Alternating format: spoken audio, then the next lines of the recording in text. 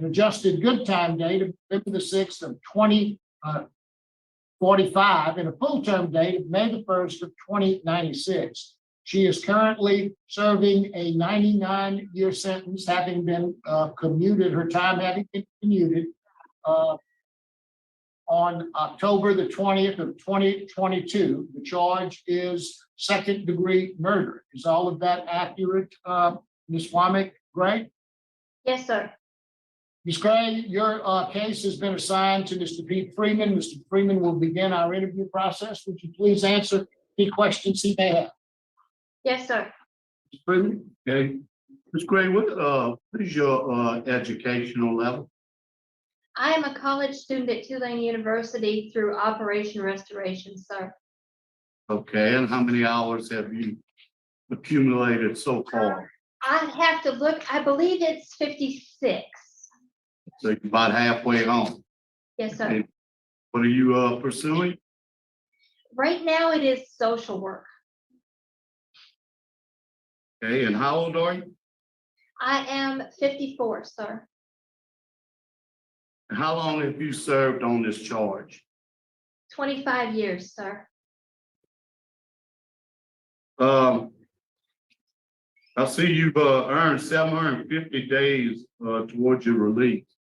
So obviously you've been very busy since you've been in that, Yes, sir. taking advantage of the programs. Yes, sir. Trying to become a better person, sir. Okay.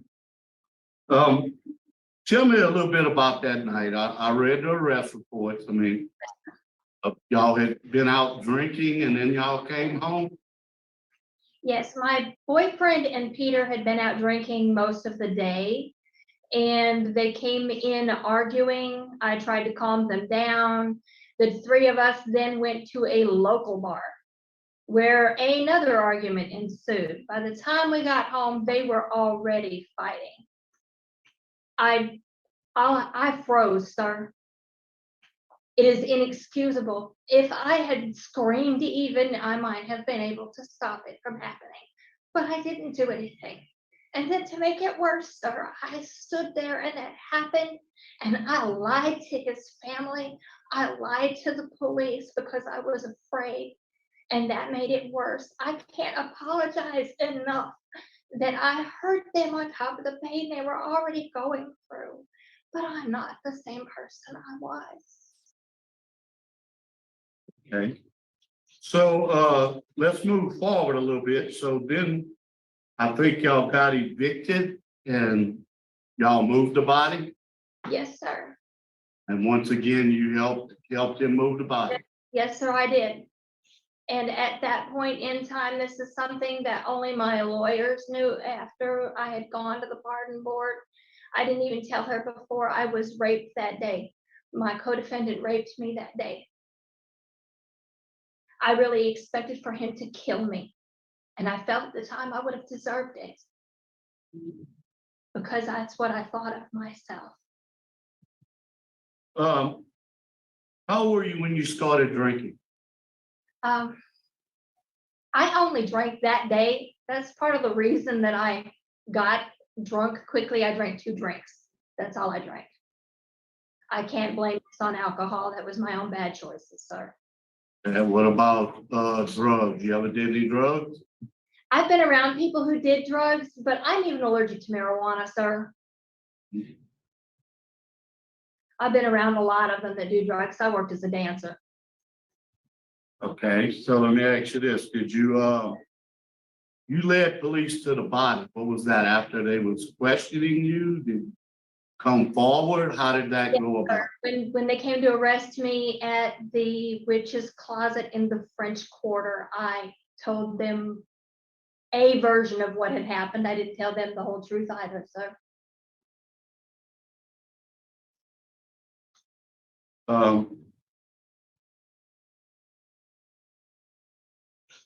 You have opposition from the victims, of course. They're here. They traveled here today. We thank you for coming. We also the judge is unopposed. Judge Reentry.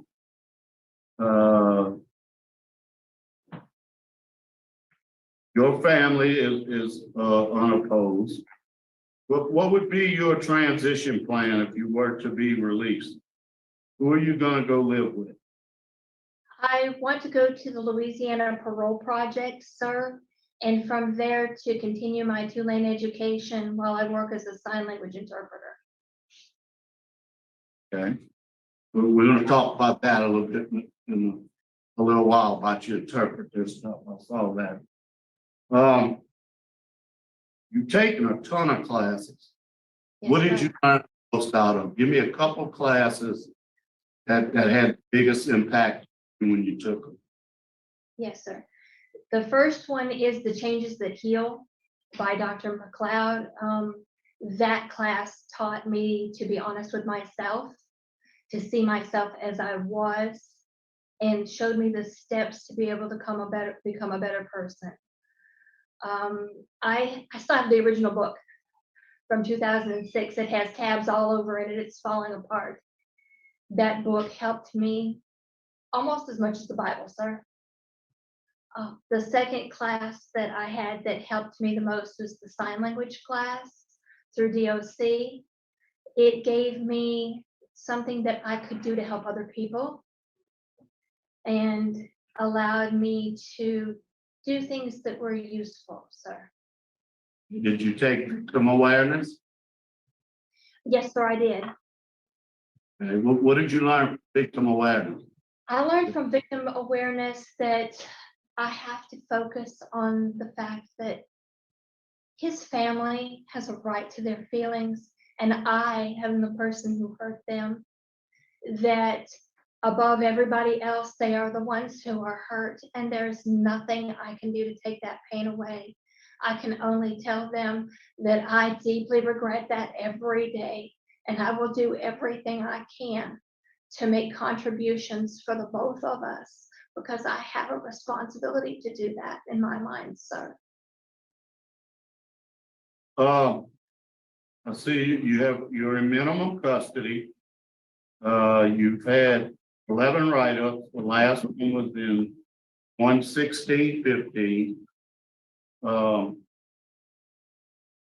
You have a good institutional record. Tell me a little bit about your sign language. I know I see you ASL certified. Yes, sir. I'm EIPA certified. That's a National Education or Interpreter Professional Assessment. And it qualifies me to be a sign language interpreter in the state of Louisiana. You got a letter of recommendation from Dr. Birch. Yes, sir. Y'all know Dr. Birch, so that's good. Tell me about some of the things you've done with your sign language. Through sign language, I learned a lot about communication. I learned to take my time to answer and to process things before I respond instead of just acting on instinct. That helped me a lot, not only with interpersonal communications, but with understanding myself. And that is why I said that I thought that was one of the best 2 classes I had taken, sir. With that, I have interpreted for hard of hearing inmates at LCIW when I've been given an opportunity. I've interpreted a lot of church and a lot of classes, sir. It says here you have 3 children. Yes, sir. You have contact with your children. I have contact with the oldest 2. The youngest one was present when this happened. And I feel, sir, if that young man can make a life for himself, I have no right to interfere.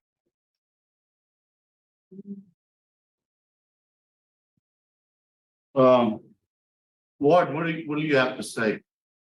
I'm not sure if I can add much else. I think she was very eloquently spoken on everything she has done, but like she was saying, just with two-lane, I think she has a 4.0, so I'm sure that's something she's very proud of. And we really appreciate her services with the sign language interpretation. She has done quite a few self-help groups that, I think she has, noted what's been most helpful for her.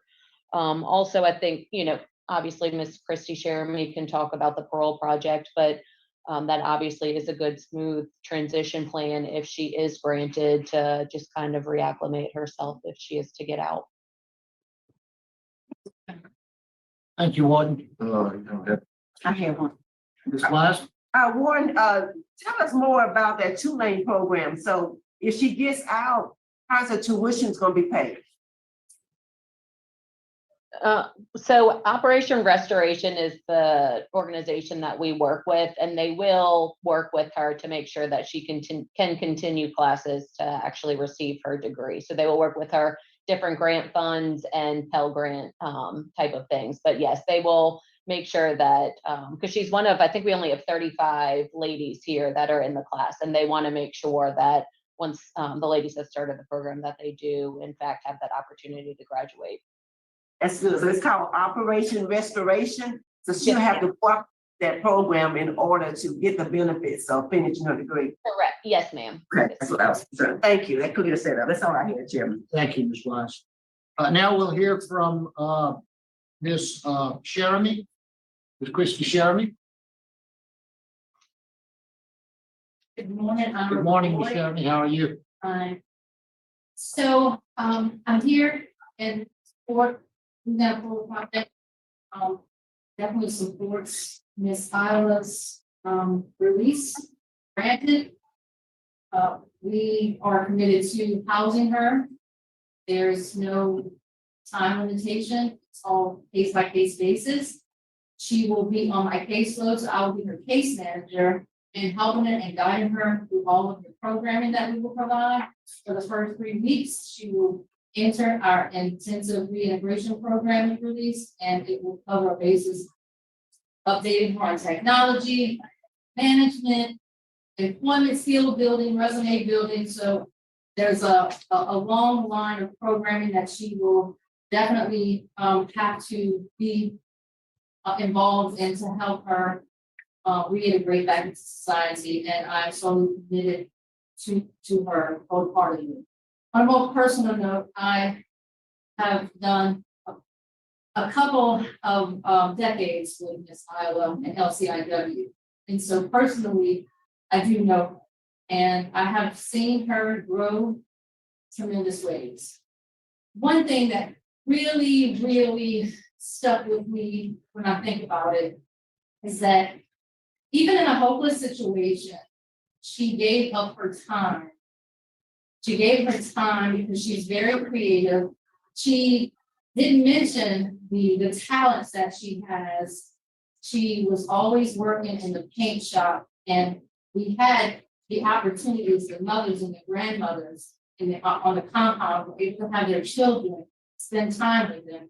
And so she contributed to making those days special for the children. And so just as she's mentioned that she will want to do all that she can to contribute back into society for the things that the pain that she has caused, I can firsthand say that I witnessed her being able to contribute to the community in which she was at. So just know that the Parole Project is definitely in support, and I will be her caseworker and help guide her through her reintegration back to society.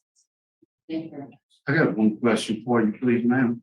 I know she said she only drank that one day. If we were to release her, would you get her an evaluation? Yes, sir. We do have, we can bring her to get evaluated for substance abuse and mental health. We have a social worker on staff who can assess that and her situation, and we can definitely provide her with all of those services. Thank you. Thank you, Ms. Sheremy. Ms. Michelle Richens.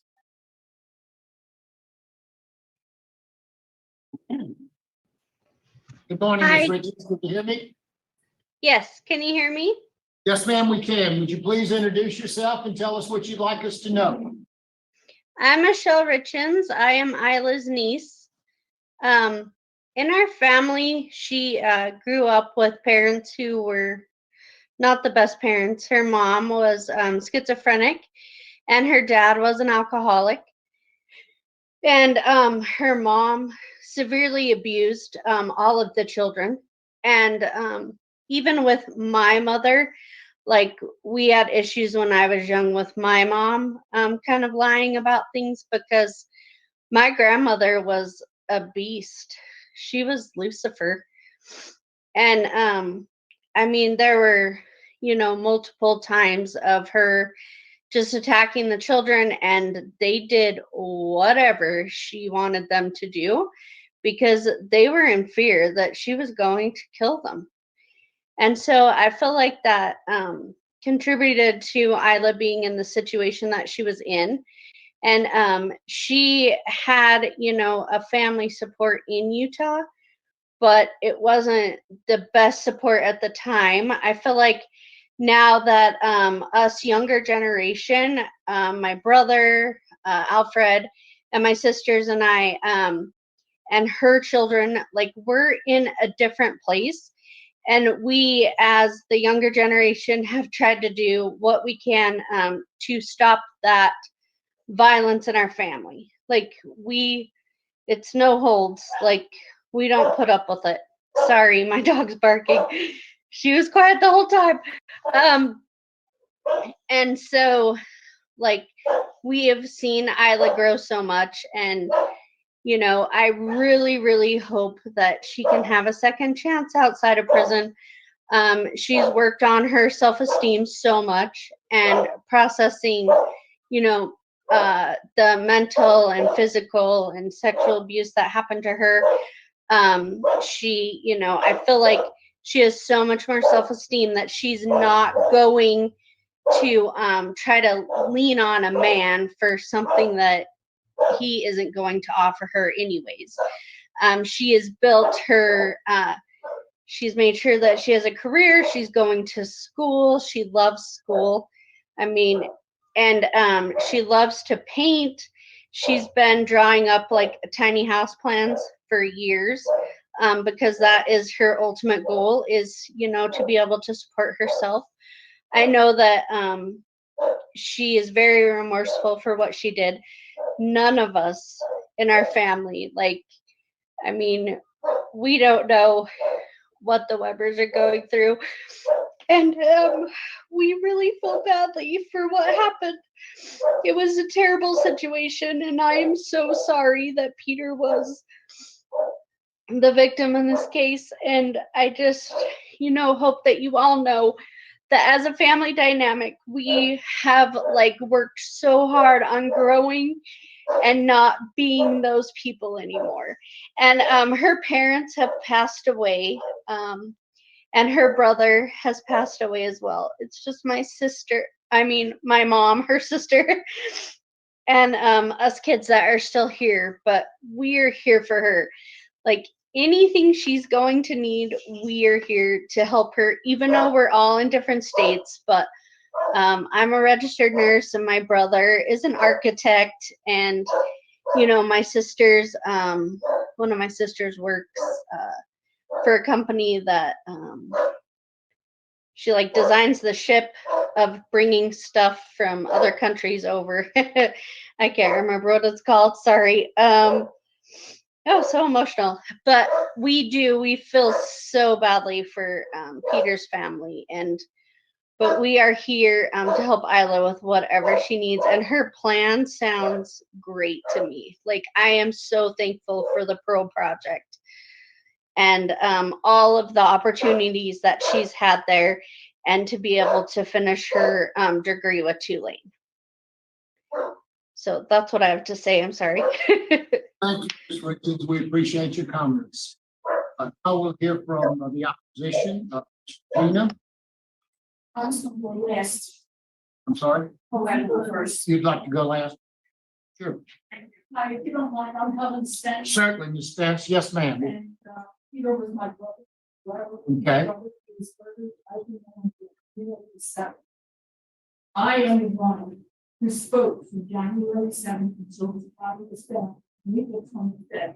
I am the one who spoke constantly to Biden. What I am hearing today is a continuation of manipulative, manipulative that she was back then. I have seen no change. These aren't the words that I was coming here to say, but hearing this, it brings back all those things 26 years ago. Right? There was a fight. Got out of control. My brother was murdered. 911 or whatever it is down here. You call the police. You'll get a second chance in a couple of years. So that was a choice that she made, not calling the police. She had called the police, would have gotten her a sentence. She would have gotten her sentence and done with it. Continue to look at the wonderful life that she planned for herself now. Which I applaud you for your project. I'm all for it. In this case, no. Just let me know where I stand on that. I want you to know that there was a co-defendant in this case.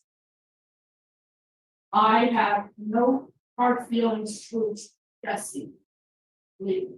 If Jesse Lee were up for parole today, I wouldn't be here. I would have sent in my letter and said that I want unopposed. Okay? This is the manipulator. This is the instigator. Let me tell you this. My brother was murdered. They dug in that small home, they dug a hole and buried my brother in it. Covered him up in rugs, sheets, whatever. When they were getting evicted, 3 months down the road, they dug the body up. Now, who got the truck to transport the body from Orleans Parish to St. Bernard Parish? Isla. It was Isla's friend who provided that truck. Okay. The fact that possibly could have been manipulated by Jesse is not believable. We talk to people who knew Jesse. We know my brother. Jesse wouldn't have done this as he was told to us. But what I want to really say is, first of all, about the city most important thing. Thank you for having us here. To each and every one of you, thank you. As you may or may not know, we were not at the Covenant Security. Had we known about it, we would have been there. From January until April, we did nothing but search for our brother. While we're searching, I was spinning tales that Peter was in the drug rehab. Well, he was 27 years old. He was never in the drug rehab before. I have nothing but to believe her. So there I am searching day after day. This is when computers were first out. I'm trying to get on the internet and get all the rehabs. I called every rehab, every hospital in New Orleans, here in Baton Rouge. And you know what? All those people who didn't know me, who didn't know my brother, had empathy for me. When I called them and I asked them if my brother was there, they all said to me, I cannot tell you that your brother is here. I can tell you he's not. That gave me the relief of knowing that my brother wasn't at that vigil. Can you wrap it up in about 30 seconds? I could, and I will. So basically, I want to say I'm definitely opposed to this. In addition, briefly, at that clemency hearing, why wouldn't she want to know that we were not, that we were in favor of her being released? You know what I mean? Like, wouldn't that be comforting to her to know that we would have, that she had our blessings going into like, you got your second chance now. Again, I just feel that the second chance, she lost that second chance when she didn't vote for the second. So Thank you. I stand by whatever you decide. That's your job. This is my job, defending my brother. And we love my brother. We listen to this day. And the torture that we went through. And I did not come here to say these kind of words, but in hearing this, in fact, all those families of those 3-month period, and thank God we got Peter back. Thank God we were able to have funeral, and thank God we go to see, where his grave is. Thank you all. Thank you very much. Please, someone else? Good morning. My name is Fran Woodell. I'm the sister of, thank you for having us today. I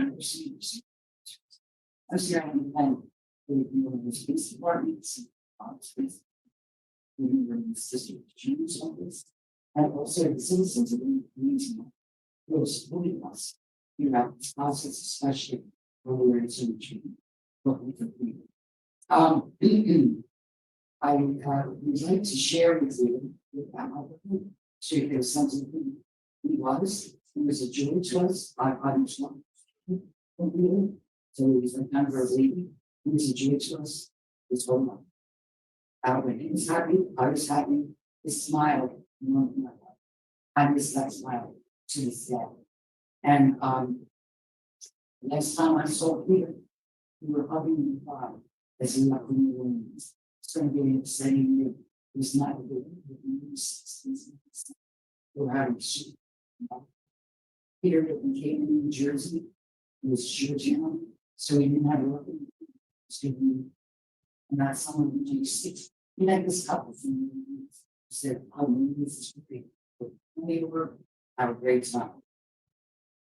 So we left there. I got me back and there's so much later and I expected to see in spring. When he came home, that never happened. I won't use it coming here, but it's tragic murder, absurd burial by this murderer and your boyfriend at that time has exposed me as impacted me tremendously. I was a single parent at that time, raising two young children. The search was to find people alive and well. It's incomprehensible to me that anyone would kill people. It's a kind, loving person. The terror of that time. His murder and the absurd burial are a memory of the part of my family's history. The emotional impact are still keenly felt today, at times overwhelming wisdom. Every happy memory of my partner, my dear brother, is clouded by this horrible tragedy and to his life. At this point, 26 years later, the impact of this, I realized, will never change for me. It's a lifelong thing. It's kind of tenacity. I will never get the connotation of this sentence. I will always live with this. Peter was a great uncle. He has a lot of nieces and nephews. They feel of their houses. Still today. The terror stays with us. Peter was a human. He deserved to treat me. Not deserved to bury on the house, then dug up and reburied in the field with children. It was three children playing in the field. You saw a foot standing up. They went by the front and called police. That's what you do when there's something hard. We called the police. We informed the authorities. This prisoner spoke with my brother Robert when he went to and my sister Helen, she said she wished him well and offered that she put no harm came to him while she knew he was buried. She liked him and I believe she's not cheating. I believe she's if she's done so well in prison, perhaps she could help other prisoners. She could save in instances where she is supervised. I respect your love and the work that you do. I believe that you stay in this space. And I think sometimes I would see these go a little far away. Thank you. Appreciate you. Ms. Regina? Well, my name's Regina Palmer, and I'm Peter Gregory's younger sister. We've been in Watertown for 80 years. And I just want to say that Peter was full of our baby. Because when Peter was born, Howard was in 8th grade. So there's a huge gap. So Peter was full of our baby. We all worked hard and did everything. Peter had the luxury of going to the artist into Pittsburgh and having my mom's credit card and kind of having a good life, you know? And he was always there for all of us. Peter was just so kind. I cannot express how kind he was. And when he went to New Orleans, he called my mom up and said, "Oh, Mom, I'm doing that hard. I've got a new here. I'm sure it's gorgeous. I love Louisiana. This is the greatest thing." He was so happy. And my other brother Bob lived in France, and Peter had no problem staying in hospitals. He was fine with that because he was a young kid. He was an artist. He was going to show his artwork out in French Quarter. And he said to my mother, "Oh my God, I ran into Jesse." And you know, he was at this place, Lane's in Cape May. Peter was a free spirit.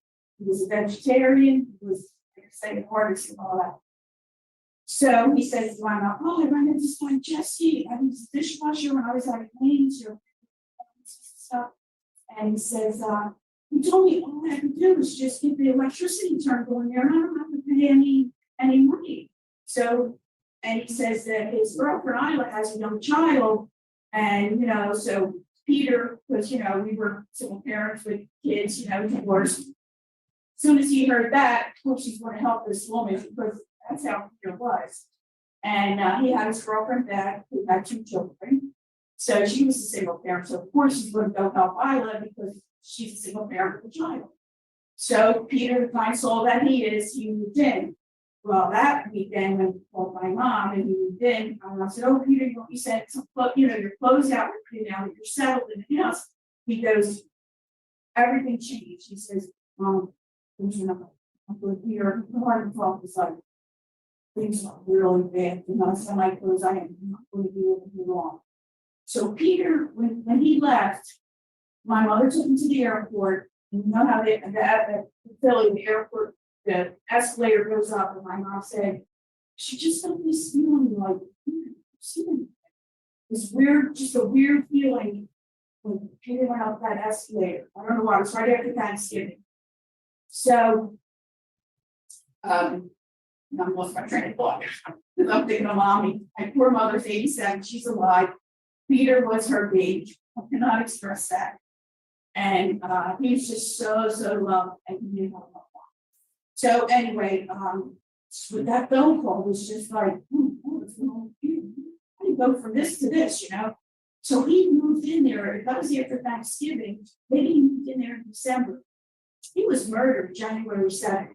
How long did he live there?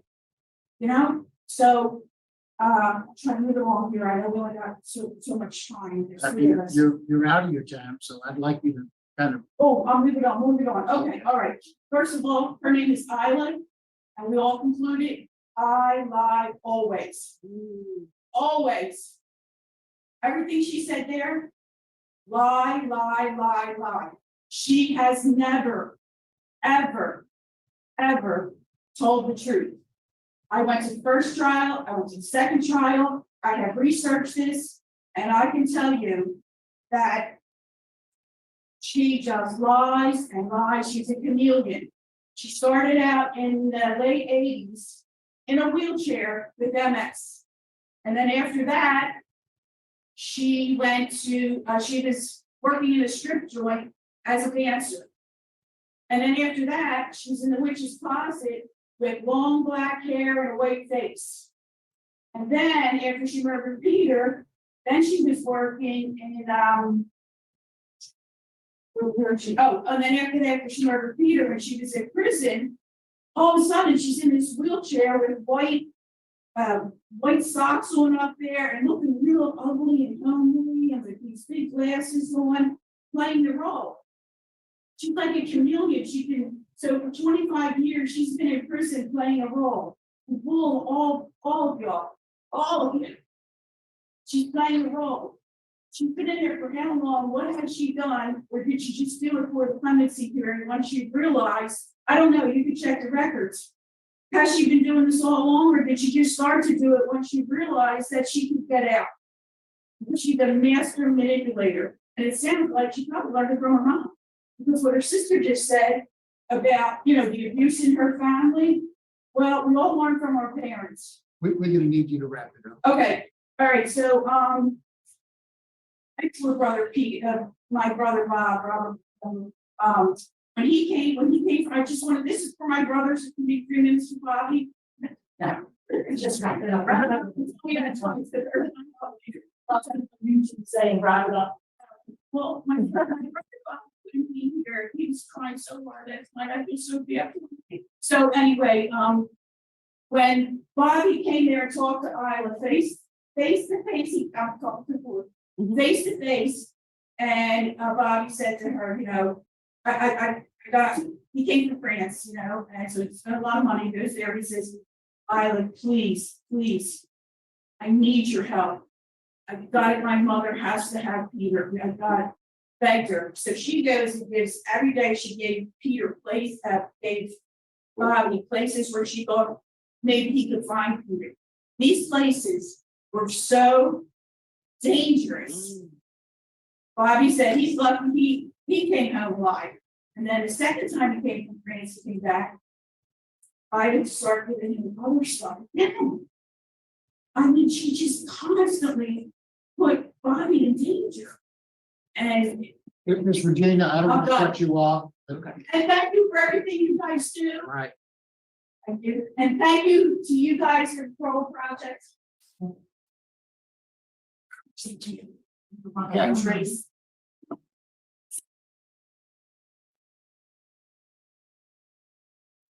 Ms. Womack Gray, is there anything you'd like to say before the board votes? Yes, sir. I'd like to say once again, I'm not the same woman I was. What they say has a grain of truth to it, in that I did deliberately lie to them. I admit that. But I'm not the same person I was. I do have some medical issues.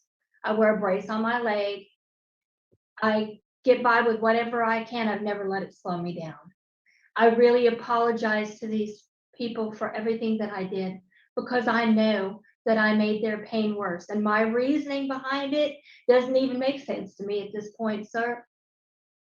I've gotten over all of that. I don't have that in me anymore.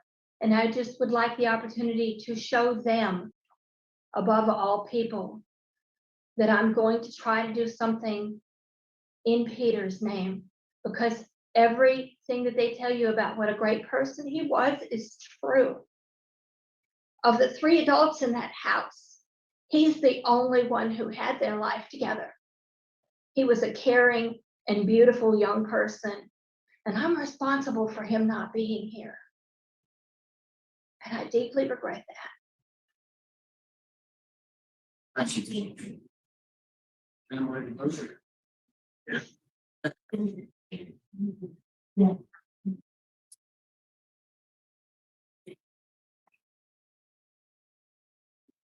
Okay, Ms. Womack, it was a horrible thing that you did for them. There's no doubt. Buried the body, unburied the body, moved the body. You didn't, you didn't try to stop them. I mean, but you admitted that from the get-go, that you never tried to stop him. There was nothing in the transcript showing that you took part in the murder, besides the fact of trying to cover it up.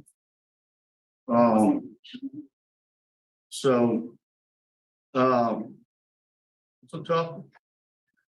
I do thank the victim family for coming down here and expressing themselves. It's a tough situation.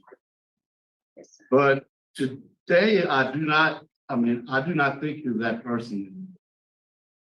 And my vote is going to be to grant to the Parole Project with a substance abuse evaluation mental health evaluation, no contact whatsoever with the victim, and that you parole to the parole project. Thank you, Mr. Freeman. Ms. Wise? Miss Womack, Miss Womack, this is, you did great harm to the community, you know, Yes, I did. but, you've healed. You did a lot of work on yourself to heal yourself. I must say, I'm excited about you in the social work field and what you can accomplish there. Because of your experiences from childhood on up, you can really be a contributor to the social work field. And I like what the warden had to say. I like what the parole project had to say. We're not just releasing, I mean, I want, in my vote, I want this to be releasing you. You're gonna be with people who know you, who can get in your face and hold you accountable Yes, ma'am. for all that you know. And so for those reasons, I want to take a chance on you. My vote is to grant as well to the Louisiana Parole Project, and you cooperate Operation Restoration and finish your degree. Yes, ma'am. I want that to be a condition. I want you to finish it. And community service hours to begin about months after release, give you some time to get acclimated. You've been down a long time. At least 10 hours a month, doing what you can do with the community for free, whatever you decide. And to Peter's family, I thank you all for the courage that it took to be here today. We appreciate, we value you, and I hope that you get to a point of forgiveness. We already forget. Today. Yeah, we And forget. that is my vote. Thank you. Thank you. Thank you. Yeah. I would like to say to two of you, it took a lot of courage to come here in the field. I have never been the victim of murder like this. I've lost a brother. I know how it feels. So it is very important for you to be here and part of the process. And thank you for coming this long way to express yourself. And I want to say that I've been doing this for a little over 3 years in the court. But before that, I was a prosecutor, I was a defense lawyer, I was a judge, and everybody has different roles. Part of what we are here about is to look at the facts, what happened back then 26 years ago. And we have to evaluate, have to determine whether or not this person has changed. Everybody has a different role. As a prosecutor, they have a role. As a defense lawyer, they have a role. As a judge, they have a role in the legislature. They change laws a lot of times. And so everybody has their responsibility to do. And what we have to do today is to try to make a determination as to whether or not this lady has changed, whether or not she has been rehabilitated. And I truly believe you believe what, and you may be right. You may be right. But all the indications that I have as a probe is that this lady has done a lot of good things. She's done a lot of things to better herself. She's got good comments from the warden. She's got a good transition plan to go. So my vote today would be, as my colleague, is to grant her with conditions. She go to the Louisiana Parole, she substance abuse evaluation, follow whatever treatment, mental health evaluation, that she do 3 AA meetings per month, that she do five hours. 10 hours. 3 months. 10 hours of community service work after the first 3 months, and no contact whatsoever with the victim or the victim's family in any way.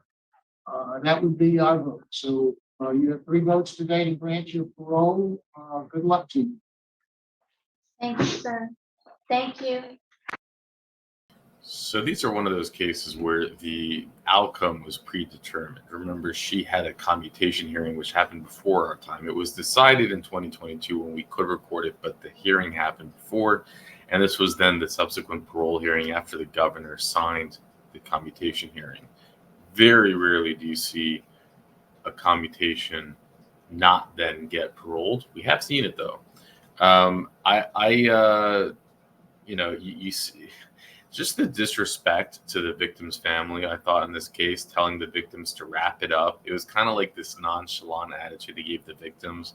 Unfortunately, with the microphone they were using, or I should call it a potato, you couldn't hear much of what they said. I was struggling whether I would keep it in there or not. I know some of you use subtitles. That could probably help. And I didn't want to disrespect the victims more by removing it. So I left it in there, and hopefully you can hear what they're saying. But she is a chameleon, in my opinion. She is a liar. Richard found information where you can see, and I'll share it with you, where even her ex-boyfriend talks about how she would be in a wheelchair and how she claimed she had MS, and then she didn't have MS, and then she is a pathological liar based off of that information that I've seen. And even when she starts off with her opening statement, it was very acted. It was like choreographed. She starts off with, it was like so fake. She can't even fake the fakeness. It's just, there's just something about this. Later, let's go over the statement of facts if you're curious about it. On February 21st, 1997, Detective Kevin Anderson began the investigative missing person report filed on February 7th. Helen Spence, after the disappearance of brother Peter Weber. Detective Anderson went to Weber's last known address to look for Weber's roommate. Defendant Ilya Womack Gray and Jesse at the residence of Dr. Anderson spoke to a man who identified himself as Keith Lorenis. The man advised Detective Anderson that Gray nor Lee were present and that he was babysitting Gray's son. Detective Anderson subsequently learned that the man who identified himself as Lorenzik was in fact Jesse Lee. Detective Anderson went to see the defendant at the other place of employment, to which is Closet, a shop in the French Quarter. She told Detective Anderson that she evicted Weber at the end of January because he had been using narcotics. She then gave Detective Anderson the name of a manager, Pat O'Brien's bar, who might know Weber's whereabouts. However, no one at Pat O'Brien's had ever heard of the manager named by the defendant, so she gave a fake manager name. Detective Anderson also made a futile search for Weber in a local drug rehabilitation facilities, and he contacted Weber's employer, who had not seen Weber for some time, and who said that Weber had not collected his last paycheck. So remember, this is the detective looking for a missing person. She immediately sends him on a wild goose chase to talk to a manager that doesn't exist. Helen Spence testified that prior to filing the missing person report, she telephoned her brother's employer and the defendant, who told Mrs. Spence that she evicted Weber after a fight at a bar. The defendant further stated that she had last seen Weber walking towards a nearby Circle K convenience store. The defendant said that she would have called a cab for him, but that she did not have a telephone then. The defendant further told Ms. Spence that Weber was a nice guy and that she hoped no harm had come to him. She also gave Ms. Spence the names and places of allegedly frequented by Weber, and Ms. Spence attempted to investigate. On March of 1997, the victim's brother, Robert Weber, flew to New Orleans to assist in the search. He first met Jesse Lee at the North Lopez Street residence. He then met with the defendant at a coffee shop near the Witch's Closet. The defendant, Lee, told Robert Weber that they had asked Peter to leave after he got into a fight at a bar and then tried to fight with the defendant. It suggested that Peter might be rehabilitation center with narcotics. Defendant also gave Robert Weber a list of gay bars that Peter allegedly frequented and a list of narcotic dealers who might know something. Robert Weber had learned that Peter's employer that Peter was working a double shift, so he did not believe that Peter was abusing narcotics. He also knew that Peter had a girlfriend in New Jersey and always dated girls, so he did not believe that Peter was gay. Nevertheless, he investigated the bars, the drug dealers, and the rehabilitation center suggested by the defendant. See, again, they're sending him a wild goose chase. It's just evil. Evil.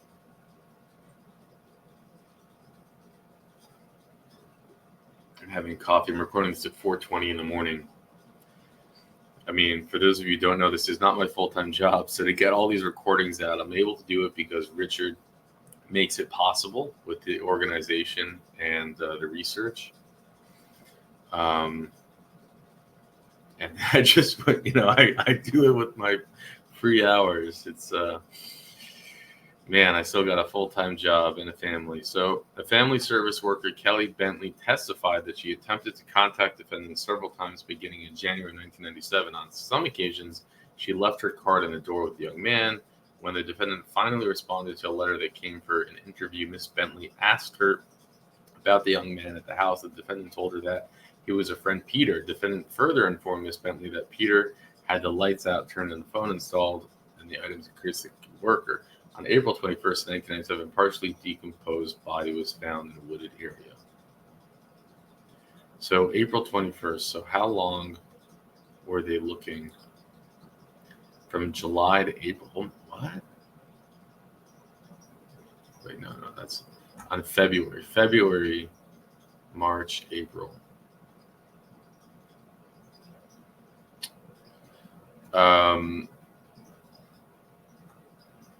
A wooded area from dental records furnished by Miss Spence. It was positively identified as a body of Peter Weber.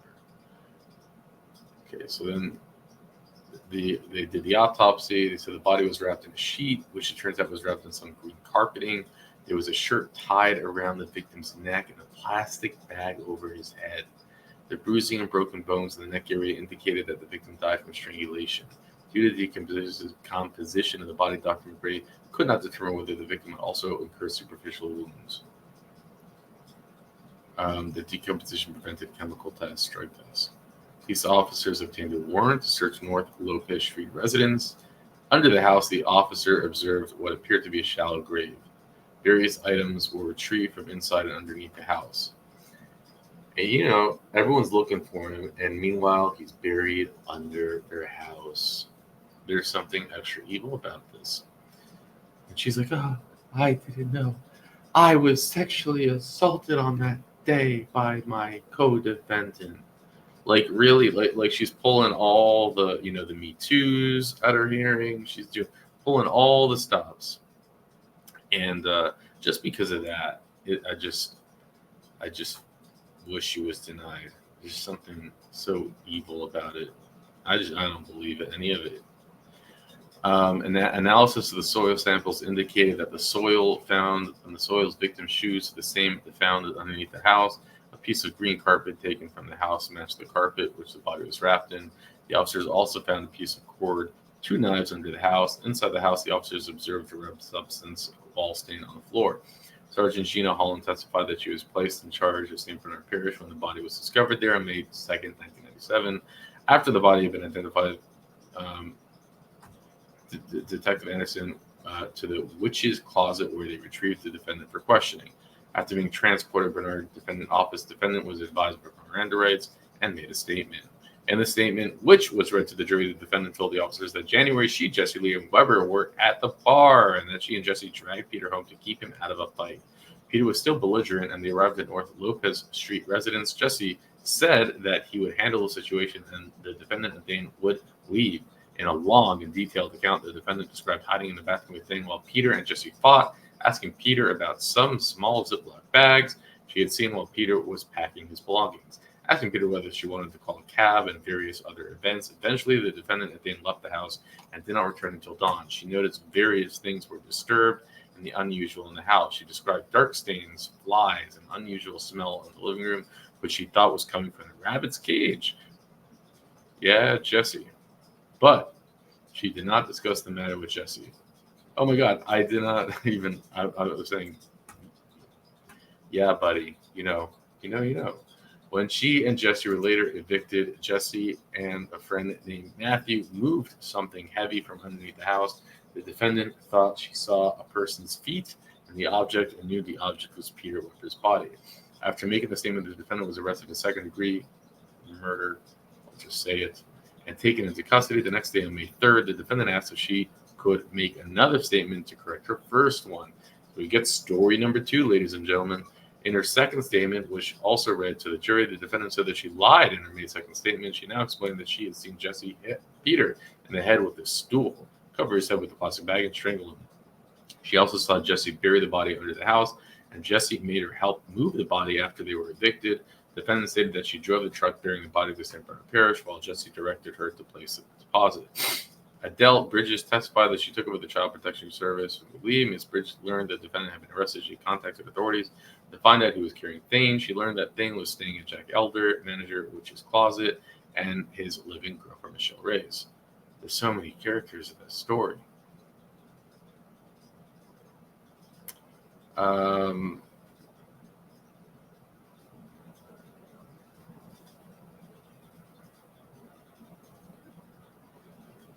Dr. Turgeon opined this is not unusual for a child to deny the parent has done something wrong. Thane was reluctant to talk about his father and said that he could not recall what his father looked like.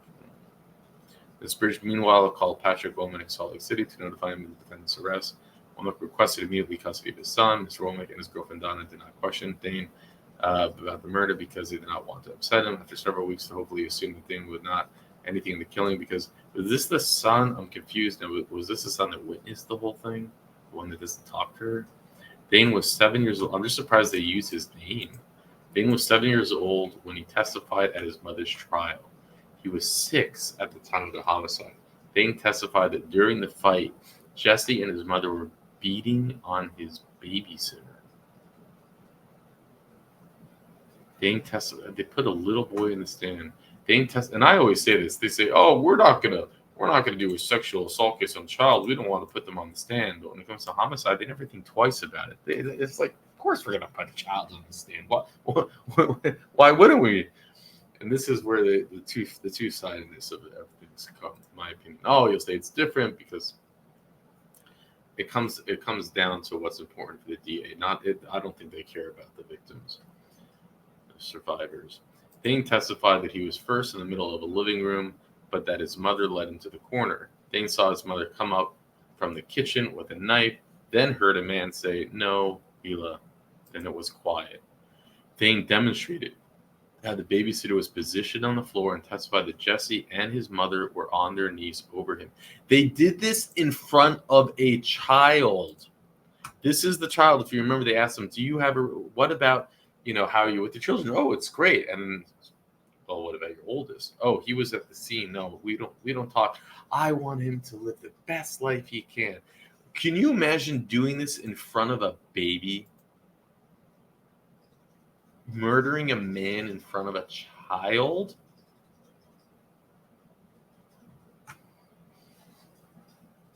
And what did she do, right? She testified. Am I wrong? But did she not state that she had nothing to do with it? Am I confused? I have to. I'm not going to go back on this. I have so much I need to do. But it's just Jesse and his mother were on their knees over him. Thane identified the black-handed knife found under the house as okay. He heard a man say no. Then it was quiet. They demonstrated how the babysitter was positioned on the floor and testified that Jesse and his mother were on their knees over him. And identified the black-handled knife found under the house as the knife his mother had during the fight. They admitted that he might have previously told a lie about what he had seen. He also admitted telling a lie about seeing his father kill animals. He testified that his mother made him tell the lie about his father, then confirmed that the babysitter's name was Peter. It was stipulated that Frank Cabin, employee of Whitney Bank, testified that January 2nd, 1997, someone withdrew $20 from the ATM using Peter's card. Okay, so this goes into how much. Now they took the money, blah, blah, blah. Eviction. What is this? Jesse, my love, I swore your life before my own to your God that I knew that it would end this way. I still believe in you as you swore I would. With you goes the last of your goodness in my heart. I had so long that you would be my redemption, but you were my damnation. I shall love you all the days of my life, but I have done nothing to warrant this, so I swear before all my soul that I shall not betray you to the police, and I ask the same, even though I realize now you never meant any of it. Love always. Apparently this was some letter.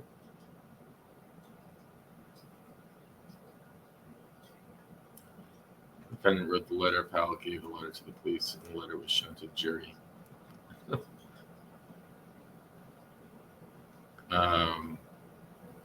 This is a great appeal. A lot of info.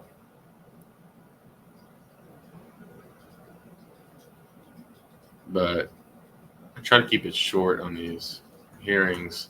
There's more. I'll include all the links in the description. Now, here's something that Richard found that I think is quite telling. And this was written all the way back in 2004, and it includes testimony from her ex-boyfriend.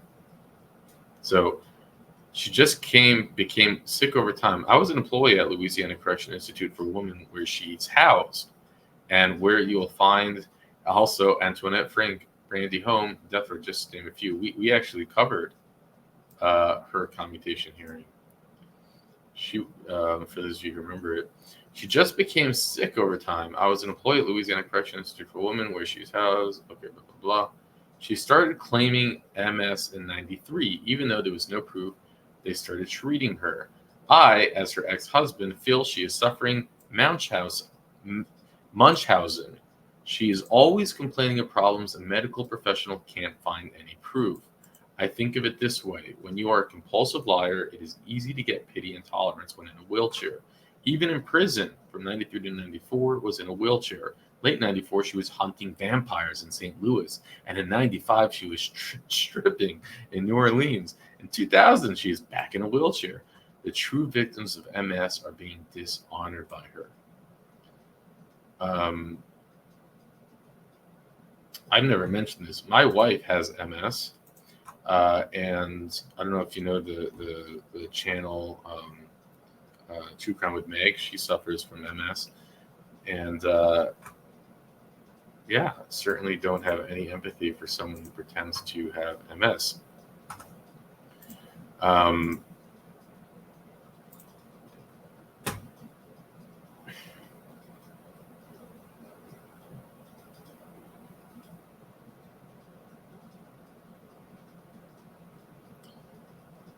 So, and they mentioned this. They did, and then there was something. I think there was a show that Richard found, maybe called The Witching Hour, or was a documentary on 60 Minutes about this crime.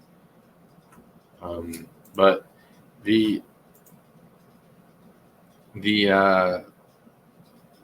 victims spoke about this. I can't believe they're telling the victims to wrap it up, and they actually shut the victim's microphone off. How insulting is that?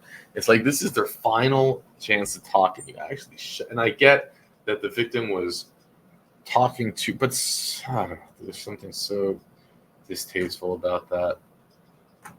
So distasteful, and that's why you need Mr. O'Shea in there. Anyways. Thank you, Richard, for the info. With that, I'll let you go.